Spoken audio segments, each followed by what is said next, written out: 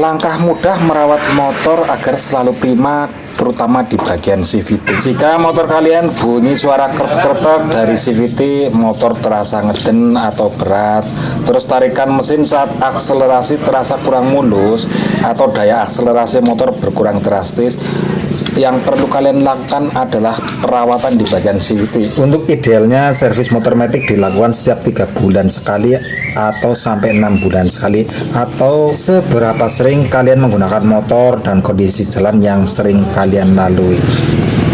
Roller, V-belt, dan komponen CVT lainnya akan mengalami gesekan berlebihan karena kurangnya pelumasan. Ini menyebabkan kehausan dini dan performa motor menurun. Seperti ini di motor Honda PTSP ini ya. Ini harusnya ini enggak seret. Nah, ini harus lancar kayak gini pokoknya. Kalau sampai seret ini bikin motor kalian gredeg saat mau dibawa jalan. Makanya harus dilumasi, dibersihkan biar performa motor kalian seperti baru, biar juga lebih irit bensin ya. Nah, untuk karet kopling ini juga bisa jadi sumber motor kalian gredeg. Seumpamanya sudah aus atau udah keras, ganti saja, soalnya ini akan menjadikan si kampas ganda kurang menekan si mangkok kopling ini ya. Nah, mangkok kopling ini jika aus juga bisa bikin gredeg ini ya, sumber gredeg di motor kalian, di motor matic. Nah, V-belt ini jika sudah aus kayak gini, ini bikin performa motor kalian turun juga ya, motor jadi ngeden. Apalagi kalau sudah parah banget, itu akan timbul bunyi decit ya saat motor dibawa jalan, cicit gitu. Nah, ini masalahnya biasanya ada di V-belt yang minta ganti. Kayak motor ini pun minta ganti soalnya udah retak, tapi ini si konsumen nggak pengen ganti ya. Terus roller ini ya, nih roller kalau udah peyang-peyang ini wajib diganti, soalnya ini bikin motor kalian tidak bertenaga, juga timbul bunyi kretek-kretek ya. Nah, ini udah peyang-peyang kayak gini udah nggak layak pakai pokoknya ya. So mamanya pengen dipakai ya, monggo-monggo saja buat kalian, tapi ntar suaranya jadi berisik ya. Terus rumah roller ini ya, rumah roller ini kalau obrak bagian bosnya ini bikin suara klotok-klotok. Nah, ini masih bagus ya, jadi nggak usah diganti, ntar kita bersihkan saja. Nah, untuk puli depannya bisa kalian perhatikan ini nggak jelegong, aman ya. Jika jelegong itu juga jadi sumber masalah. Nah, untuk pernya ini udah gantian. Nah, ini pengen diganti yang lebih enak lagi buat kalian, pengen ganti biar lebih enak, bisa dengan per kampas ganda punya bit cafe ya, bit lama. Nah, ini sil puli ini yang bocor, kalau bocor atau rembes ini juga bisa bikin motor kalian gredeg, soalnya grease-nya ntar ini keluar dan kena si mangkok ganda ini nih. Nah, kalau mau ganda kena grease ini jelas motor jadi nggak tenaga, soalnya jadi licin, nggak mencengkram dengan benar ya. Nah, ini perlu diganti juga. Terus slider ini kalau rusak ini bunyinya klotok-klotok ya, saat gas dilepas bunyinya klok. Nah, untuk slidernya sendiri atau slip pisnya ini masih bagus, masih kencang ya, jadi nggak usah diganti. Nih, ini sumbernya kalau habis lepas gas bunyi tok. Nah, itu masalahnya di slidernya itu. Nah, terus kita lanjut ini biar jelas kalian ya. Nah, ini juga ini sil keras atau sil puli depan ini kalau rembes kayak gini ya, ini juga bikin motor kurang bertenaga, soalnya ntar nyepretnya ke rollernya, roller jadi basah dan bikin tarikan kurang bertenaga. Oke, lanjut kita pasang. Ini udah saya bersihkan tadi ya, saya persingkat saja. Ini minta diganti per kampas gandanya ya, biar tarikannya lebih enteng. Oke, langsung saya percepat saja untuk pemasangan per kampas kopling gandanya ini ya. Nah, buat kalian yang kampas gandanya udah tipis juga harus diganti, soalnya ntar jadi bermasalah. Oke, untuk pemasangan roller ini juga saya ganti juga yang pakai 9 gram ya. Ini untuk pemasangan yang sudut tumpul atau teflonnya tebal ini di sebelah kiri ya.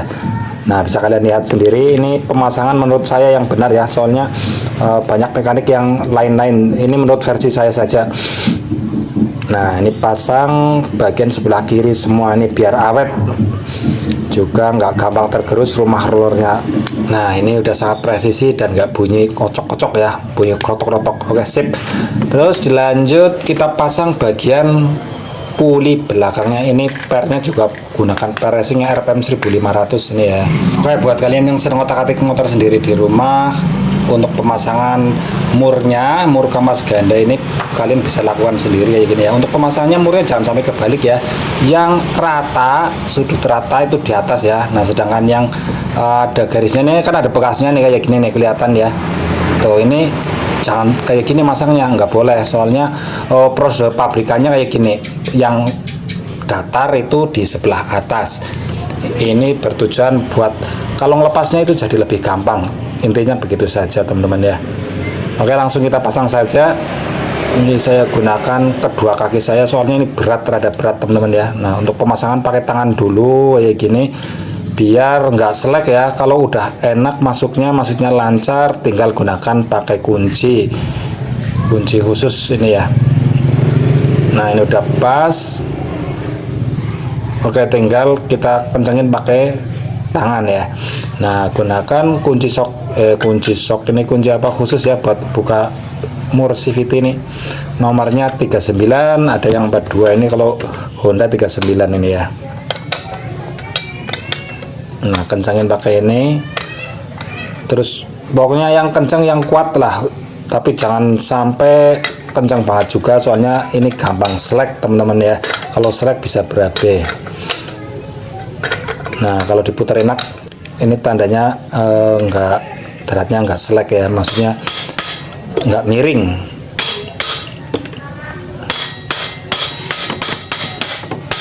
Oke, udah cukup kencang ya. Tinggal kita ke pemasangannya nih, yang rata di atas ya, jangan sampai lupa.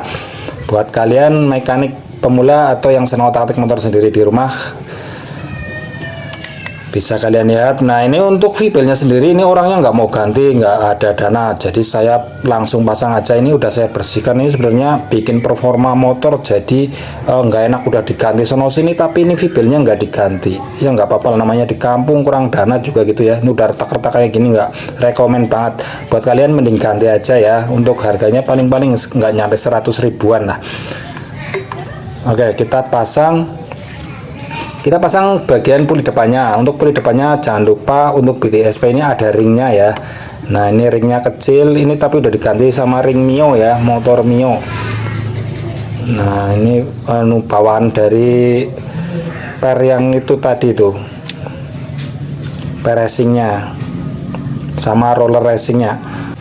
Untuk pemasangan VBL ini harusnya kayak gini dulu, jangan sampai dipasang, biar pasangnya bagian belakang dulu, soalnya ntar bisa kejepit. Nah, untuk pemasangannya kan gampang kayak gini, jadi VBL-nya ntar nggak kejepit. Ini buat kalian yang senang otak-atik motor sendiri di rumah. Lanjut kita pasang bagian pinion selahnya ya. Nah, harus pas, harus masuk, jangan sampai nggak masuk, soalnya ntar ini bisa selek. Lanjut ke bagian ringnya sebelah sini di motor Honda BTSP ya. Ini udah dibersihkan semua, pokoknya udah saya cuci pakai sabun colek, juga udah sekali saya kasih grease dalam-dalamnya. Lanjut murnya kita pasang pakai tangan kayak gini ya. Dilanjut pakai impact biar nggak miring, pakai tangan dulu. Lanjut kita pasang puli belakangnya. Ini puli belakang udah saya bersihkan.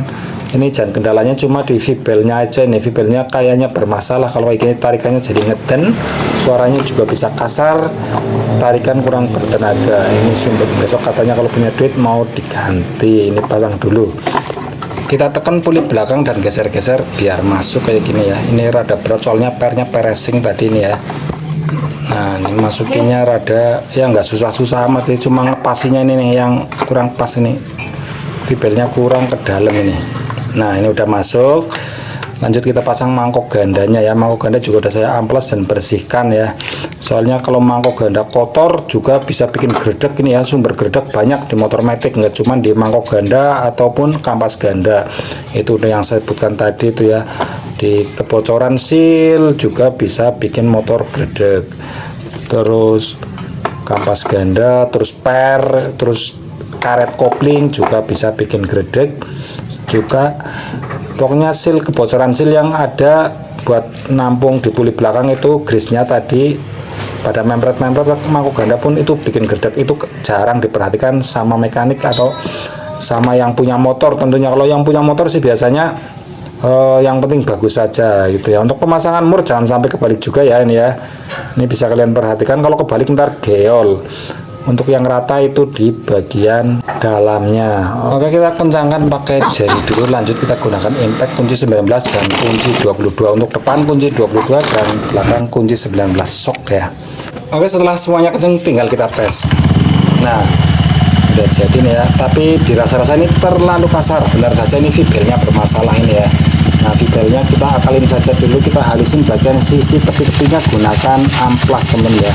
Kalian bisa gunakan amplas, dibasahin dikit kayak gini. Nah, kita tempelin ke fibelnya seperti ini biar motor kalian halus ya. Ini meratakan si fibelnya ya, bagian sisi luar dan dalam harus diamplas kayak gini.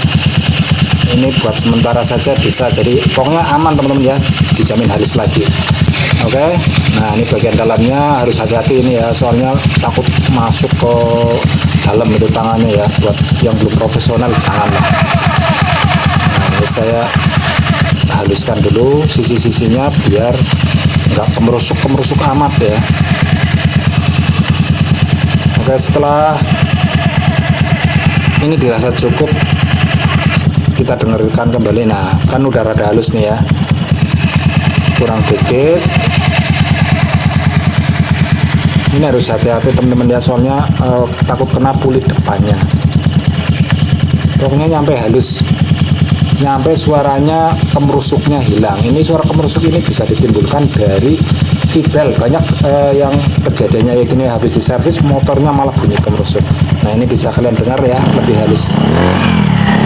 Nah, itu kan ya, udah lebih halusan. Terus lanjut kita ke proses pemasangan bagian tutup CVT-nya. Oke, ini ya, sekiranya informasi ini bermanfaat atau tutorial ini bermanfaat, silahkan di like dan komen atau di follow akun ini ya. Ini menjawab teman-teman video panjang ini, biar kalau saya buat reel atau video short nggak dikomplain, videonya cuma setengah-setengah bang, nggak niat banget buat konten kayak gitu biasanya. Ini saya kasih video panjangnya. Oke, semoga bermanfaat tutorial dan tips singkat ini ya. Oke, udah selesai, tinggal kita tes. Nah, ini udah halus. Oke, terima kasih.